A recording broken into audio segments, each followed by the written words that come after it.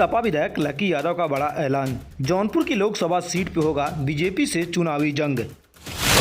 भाजपा प्रत्याशी कृपा शंकर सिंह के सामने सपा लगाएगी इस प्रत्याशी पे दाव, तो क्या बदल जाएगा जौनपुर का चुनावी मिजाज? योगी सरकार अपने पुराने वादे को कैसे भूल जाती है? जौनपुर में अखिलेश यादव ने दिया था मेडिकल कॉलेज का तोहफा, लकी यादव। पूर्व सांसद धनंजय सिंह के जेल जाने से क्या चुनावी मिजाज बदल जाएगा? किस पार्टी को होगा 2024 के लोकसभा चुनाव में फायदा? जौनपुर की 2 लोकसभा सीटों को लेकर चुनावी तैयारी सभी पार्टियों ने ताकत झोंक दी है, लेकिन आपको बता दें कि जौनपुर की 2 लोकसभा सीटों को लेकर समाजवादी पार्टी के सपा विधायक आपको बता दें कि लकी यादव ने बड़ा बयान दिया। उन्होंने कहा कि जौनपुर की दोनों लोकसभा सीटों पर समाजवादी पार्टी की साइकिल दौड़ेगी।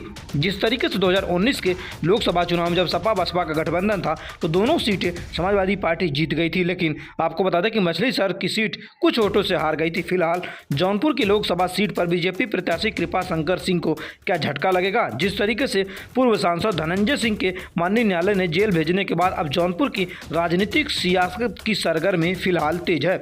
अगर जौनपुर की लोकसभा सीट से धनंजय सिंह का कोई प्रत्याशी चुनावी मैदान में नहीं होगा तो किस पार्टी को होगा फायदा या किस प्रत्याशी को होगा फायदा, ये तो आने वाले वक्त में पता चलेगा। लेकिन जौनपुर की लोकसभा सीट को लेकर सपा विधायक लकी यादव के इस ऐलान से भाजपा में हड़कंप मचा है। इस बार ये अब इंडिया गठबंधन हुआ है, इस बार आप विश्वास करिए, अगर अगली बार भी 2019 के लोकसभा के चुनाव में दोनों सीट यहाँ से सपा बसपा गठबंधन दोनों सीट यहाँ से जीत रही थी चुनाव, लेकिन अगर रिकाउंटिंग करके अगर धांधली न किए होते तो शायद मछलीशहर भी समाजवादी या बहुजन समाज पार्टी का कैंडिडेट जो लड़ रहे थे तो गठबंधन के उस समय के प्रत्याशी तो दोनों प्रत्याशी यहाँ से जीते, एक आपने देखा ही है, और दूसरा भी अगर यहाँ गड़बड़ी न किए होते तो दोनों सीटें यहाँ से जीते, और इस बार भी हम लोग दोनों सीट जीतेंगे। जौनपुर की सड़कें कैसी हैं?